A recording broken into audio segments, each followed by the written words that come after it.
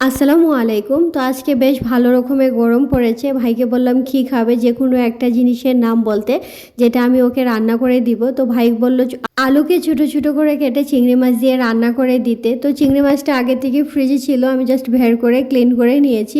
আর আলুটাকে আমি কিউব করে কেটে নিয়েছি। আর যেহেতু এখন বেশ ভালো রকমের গরম পড়েছে, এই জন্য খুব একটা তেল মশলা দেই না তরকারিতে, কিন্তু আজকে অল্প একটু পরিমাণে দিচ্ছি। সবসময় চেষ্টা করি গরমকালে একটু হালকা পাতলা ঝোল রান্না করতে। তো এখানে মশলা টশলা সব কষিয়ে নিচ্ছি। আর এই যে দেখেন সরাটা দিচ্ছি, ছোট হয়ে গেছে, পরে হচ্ছে কি আমি বড়টা নিয়ে আসছি। আর আলুটাকে হচ্ছে কি আমি কিউব করে কেটে নিয়েছি। আলুটাকে এবার মশলাটা কষানোর পর হচ্ছে আমি দিয়ে দিব। শর্টকাট রান্না, আর গরমের মধ্যে তেমন একটা রান্না বান্না করতে ইচ্ছে করে না। বাড়িতে এখন মানুষজন একেবারেই কম, এই জন্য খুব একটা তরকারিও লাগে না, শর্টকাটে রান্না করি।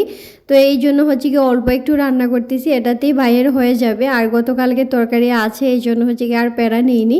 তো এবার হচ্ছে কি আমি চিংড়িটাকে দিয়ে দিচ্ছি। আর চিংড়ি মাছের তরকারি বরাবরই আমাদের খুব পছন্দ, যদিও একটু অ্যালার্জির প্রবলেম করে। যখন হচ্ছে কি অ্যালার্জির প্রবলেম করে তখন একটু স্কিপ করি, কিন্তু অন্য সময় হচ্ছে কি আমি খেয়েই ফেলি। যাই হোক, আলু আর চিংড়িটাকে আমি ভালো করে কষিয়ে নিয়েছি। অল্প পরিমাণে একটু ঝোল দিয়ে দিব, আর এই তরকারিতে খুব একটা ঝোল থাকবে না। ভাই বললো একটু ভুনা টাইপের খাবে। তো এবার হচ্ছে কি আমি গাছে কাঁচামরিচ দিচ্ছি। অনেকে হচ্ছে কি আমার প্রশ্ন করেন যে কালো মরিচ কোথায় ভাই, আমাদের ছাদে হয়েছে, আম্মা হচ্ছে কি লাগিয়েছেন। তো সবশেষে অল্প একটু ধনিয়া পাতা দিব, ধনিয়া পাতাটাও আমি ছাদ থেকে নিয়ে আসছি।